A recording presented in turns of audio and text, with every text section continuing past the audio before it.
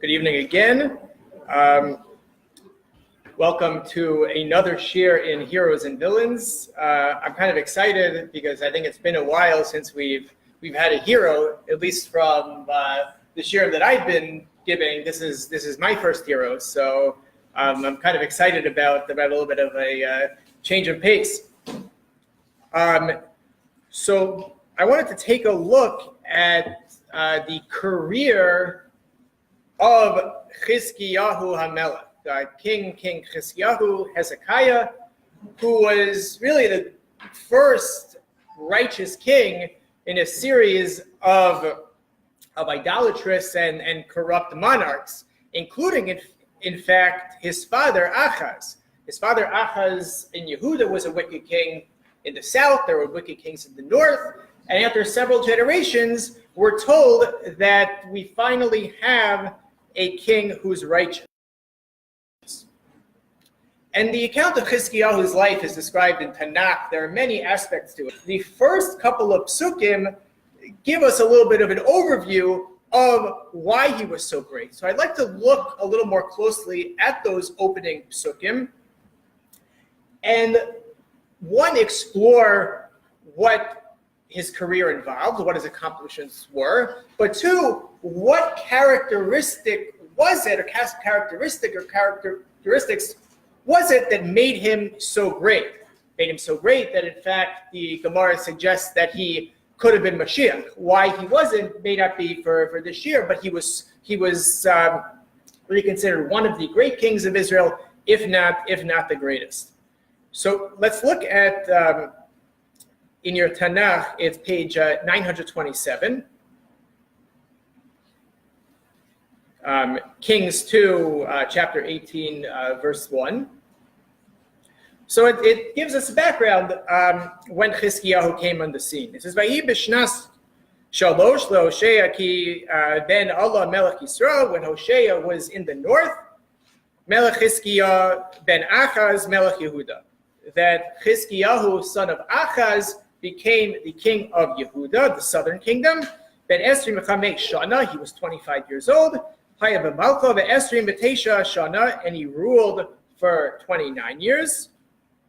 And it says V'Shem Imu Avi ben Avi bas Zechariah, and in pasuk 3 it says Vayas Hayashar Beinei Hashem K'Kol Asher Asa David Avi, and he really returned the glory of the crown, the dignity of the crown, to the days of King David. That his ancestor David had done. The verse tells us that Chizkiyahu restored that, and he did what was right in the eyes of Hashem. So what were some of his accomplishments? So let's take a look at source 1. Talmud and Sanhedrin tells us, so one, why was he called Chizkiyahu? V'ikru shemo Chizkiya. Why was he called Chizkiya? Shechizak es Yisrael lavim shebashamayim. That he strengthened the Jewish people to serve their Father in heaven. Sorry, before I continue, I want to make mention that the shir is dedicated by Neil Rines in memory of his father, Moshe ben Shlomo. So he's called Chizkiyahu due to the fact that he strengthened the devotion of the Jewish people to their Father in heaven. Specifically, Rashi says in source 2, Shechizak Yisrael oskin b'Torah, that he really caused a revolution in the study of and knowledge of Torah. So how did he do this? In source 3, the Gemara explains he had somewhat of an interesting method. So it says, Ma'asa, how did he accomplish this?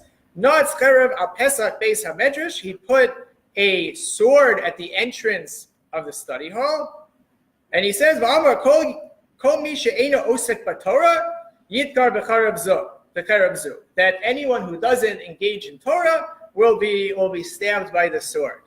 I guess that's a pretty probably was a pretty effective way to get people to come to the Beis Midrash. We're not doing that here. It says Badko Midan ve'ad Beersheba, and as a result of this, they searched from Dan to Beersheba, v'lomatzu am haaretz, and in the entire length of the land of Israel, or in this region, they couldn't find a person who wasn't knowledgeable in Torah. Right, and not only that, not only were they not ignorant in Torah, it says, "Migivad be'ad antipatris v'lo matzu tinok v'tinokes ish v'isha shelo bekiyin behilchas tuma v'tara." Not only were they not ignorant, he couldn't find even a young child who wasn't proficient in the laws of ritual purity and impurity. So we just think about what he did. We had the Jews were worshiping idols. Before this, there was a series of wicked kings, and now we started such a revolution that everyone was serving Hashem, and everyone was so knowledgeable. And we see that he really changed the trajectory. What else did he do? You look at verse 4, still on page 927 in the English, 926 in the Hebrew. It says, "Hu hasir es habamos," he removed the high places, "V'shibar es hamatzevos," and broke down the pillars, things that people had worshipped, "V'karas es hashera," and destroyed the trees that people worshipped. And it says, "V'kitas nachash hanachoshes asher asa Moshe," and he broke the serpent that Moshe had made, that was supposed to be the sign that people would see it and be inspired to daven, would be inspired to turn to Hashem. But what ended up happening was people felt that this, or understood that this serpent would have intrinsic power. So Chizkiyahu figured that even though it may have had an original purpose in the times of Moshe, in his time, it was no longer productive, and in fact was causing a negative effect. So he destroyed that. And it said, "Ki ad hayamim ha'ema hayu b'nei Yisrael v'tirin lo," and explained that people during his time, people would offer sacrifices to these snakes. V'yikrolo nechushtan, and Chizkiyahu called this, as we'll see in source 5, by this derogatory name. So what about the altars and the high places? So originally, before the building of the temple, it was allowed for people to give offerings on private altars, but after the temple was built, it was no longer permitted to do so. So people were giving their private offerings, but Chizkiyahu really, seemed to be a master educator, master coordinator of education, and also removed different things that were so challenged, that made it so challenging for the Jewish people to do the right thing. And I think what emerges from Rashi in source 5, that he called this snake Nechushtan, is that he ingrained within the people the perspective that, idolatry is pointless. And when we learn Torah and then we serve Hashem, that's what we're meant to do.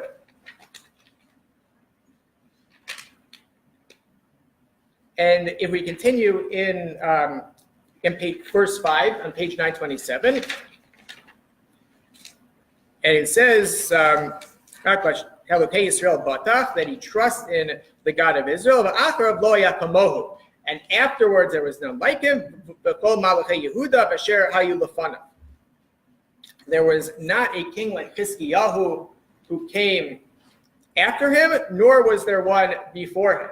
So some of the commentaries take that literally to mean that he really was the greatest king of the Jewish people. Some say no, that he restored it to what David and Shlomo had to their days.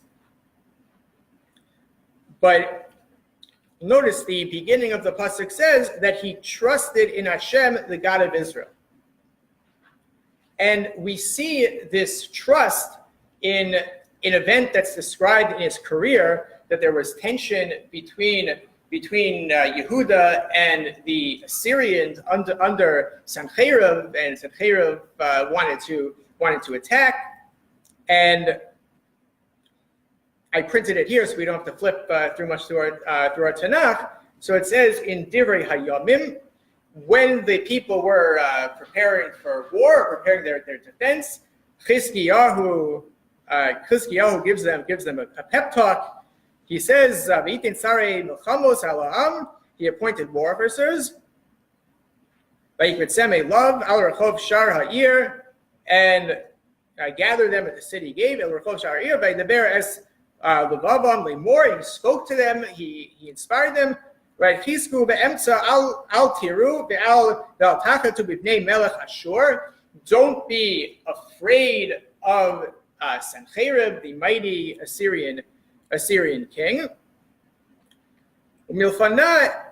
Umilifnei kol hamon asher imo, and don't be afraid before the people who are with him. Ki manu rav me'imo, for we have something greater with us. We have something more powerful. They have powerful people with weapons, but they just have flesh and blood. But we have Hashem to help us. To fight our wars. And based on this, the Samchu Ha'am al Divrei Chizkiyahu Melech Yehuda. And the people were reassured by Chizkiyahu's words. And again, we see that he created such a culture of faith in Hashem and trust in Hashem, despite facing a military threat. Again, not only Chizkiyahu, but even the people, even the soldiers who were with him, that their emunah in Hashem was so strong under his rule. We look at verse 7 on page 927. Vayu Hashem imo b'kol asher yatzeh yaskil, that every Hashem was with him, meaning everything that he did, he was successful. V'imrod b'melech Ashur v'lo avado, that he rebelled against, he fought Sancherib, and he was successful. And the Rabbi points out in Surah 7 that God rewarded the entire nation, was rewarded through him. Look in Surah 8, the Radak says, "V'imrod melech Ashur," he rebelled against Sancherib, the king of the Assyrian king. Levisha achas aviv haya obdo amar kimara velo abdo shebatak bekel levado. That Achaz had rebelled, but he then was groveling at the feet of Sancherib, because ultimately he didn't have faith like many of his predecessors did. But Chizkiyahu rebelled and was successful because and wasn't subjugated because he trusted in God alone. And as a result of this, we see on page 933, chapter 19, verse 35. So Chizkiyahu, as we saw, prepares the people for war. He reassures them. But then at the end of the day, what happens? And that night, the Yitzei Malach Hashem, and the angel of God went out, and struck down the camp of the Assyrian camp, 85,000 people. And the following morning, they were all dead corpses. So they were preparing for battle, they were reassured, but at the end of the day, because of Chizkiyahu's faith and the faith of the people, that they didn't even have to fight the war, and Hashem made a miracle so that they could defeat the Assyrian army. So I have a question. At this point, if you were Chizkiyahu and you were so successful in inspiring a spiritual revolution after years of idolatry, as a result, you had military victory, spread of Torah, what might you be worried about? What might you be worried about? Here were your ancestors were wicked, you just started the spiritual revolution. Now what might you be anxious about something? There you go. What happens next? There's a long line of his predecessors for evil. He, after much effort, really reversed the trend. But now, what's going to happen next? We see in generations before we had David, we had Shlomo, but they were still able to deteriorate. So here he spent his entire life building everything up. He was probably worried about what would happen next. So we see this, that he was worried about this through the description of his illness. So it's described on page 935, chapter 20, verses 1 to 3.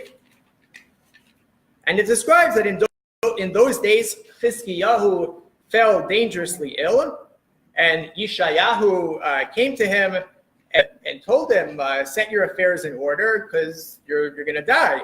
You're not going to get well. Okay, that's not very, if you have something to be worried about, it's not very reassuring.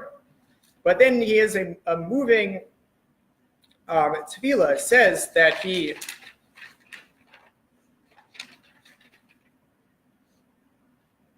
says, Vayasav as panav hakir, he turned his face to the wall, Vispalal Hashem, and he davened to Hashem, Lemor, Ana Hashem, please Hashem, Zachar na es asher Yisalachti lefanecha be'emes u'leilav shalem. Remember that I have walked before you in truth and with a full heart. Vato beinecha sisi, and I've spent my entire life doing everything that was right in your eyes. He says by Yev, and he cried an intense cry. So Chizkiyahu's tefillah and love for Hashem, even at this point, despite the challenges and despite the fact that he was told he was going to die, is really a testament to who he was and what characterized his greatness. But let's take a look at what may have caused his sickness and why Yeshayahu was so harsh. So you look at source 9. The Talmud in Maseches Brachos says it records this conversation. His Amar Le, Chizkiyahu said to Yeshayahu, "My kulei hai. Why am I so sick? Why do you say that? Forget about it. I'm going to die." Amar Le, Yeshayahu said to him, "Mishum delo asakta b'pirya v'ribya." Because you didn't engage in having children. So why didn't he engage in having children? Chizkiyahu answers, "Mishum dechazed li baruch hakodesh shenafki minai banin delo mal." That I didn't engage in having children because I saw through divine inspiration that my children wouldn't be worthy. So what do you think? Do you think that this is, if you were Chizkiyahu, what would you do if you just did this and then you saw that that your children weren't gonna be as righteous as you? I would get married. You would get married. If I was Chizkiyahu, I will inquire. So if this is the problem, I want to get married. So you won't get married. You will. No. He will get married. I will. We should. This is the conversation I have to have, you know? Right. Even though he saw that his descendants would be wicked, Yes. then he should still engage in marry and have children. Is that your surprise? So personally, I don't know. I mean, I think it starts out that I'm not Chizkiyahu, so I might not have even have gone to the level of his success or his prophecy to even know this. Hopefully, it wouldn't be the case. But I don't know. If I were to get in Chizkiyahu's head, look at everything that he did. His father was bad. In fact, the Gemara says that one of the things that the sages said that he did correctly was he didn't give his father a royal funeral. So we see that he really Sorry? Okay, so wait and see. Spoiler alert, wait and see. But we see that the challenges that he faced to get away from idolatry, that he even had to abandon his father, and he wanted to make such a statement. He worked his entire life, and he got the Jewish people back on course where you wouldn't even find a little child who didn't know about Tumen Torah. I understand why he would have reservations. Right, it seems to make sense. Just looking at the source from Chikiyahu, the Sundam Shir, where like there was a gospel or whatever that said, I want to do Shuva except for Asher, then also be like, if Asher had done Shuva, he would have been accepted. I don't know that I would have put all my eggs in the basket of this prophecy. I think I would have raised my kids to believe that this might still be good. So you're saying because Achab heard this gospel, but nevertheless, meaning Achab, Acher. I just gave it to you on something. My mind is on Acher. That he saw this, that he heard this gospel, and he said, "Okay, there's no tshuva." So. Elsewhere, I don't know if the source was given to Shir, but I think I was learning that had he done Shuva, he would have been accepted. Perhaps. That's a discussion. It says the gospel says that everyone can return except for Acher. The question is maybe he could have done tshuva. He's also a fascinating person. So a case could be made that perhaps we just have to, and this is what we'll see. The Navi challenges him. He says, "Amar lei, ade kafshi derachmana lamali."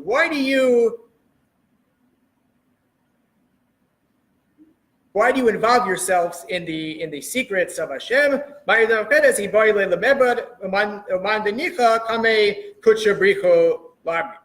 So, why do you involve yourself? And this is kind of fascinating because really, isn't the whole point of prophecy is that you, do involve yourself in some ways in what's going on up there. But Yeshayahu tells him, why do you involve yourself in that? So he says never. And Yeshayahu tells him, "You're required." Hashem has his own calculations. Nevertheless, you're required to do what you're supposed to do.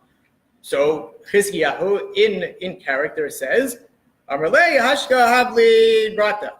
Okay, so I hear you've changed my mind. You have a daughter. Can I marry her? So after the governor zakuta dida v'dida and not giving noi banin demala.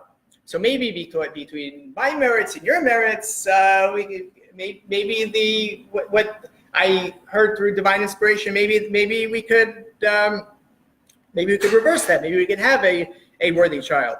But then Yeshayahu tells him, "Far nigzara alecha gezerah." Yeshayahu says, "Not too bad. The decree has already been set." Because he said, "Ben Amos kala nuasecha," but say, "Go." Now he doesn't like prophecy. Go get rid of your prophecy. Go away. That I have a tradition from my ancestors going back to David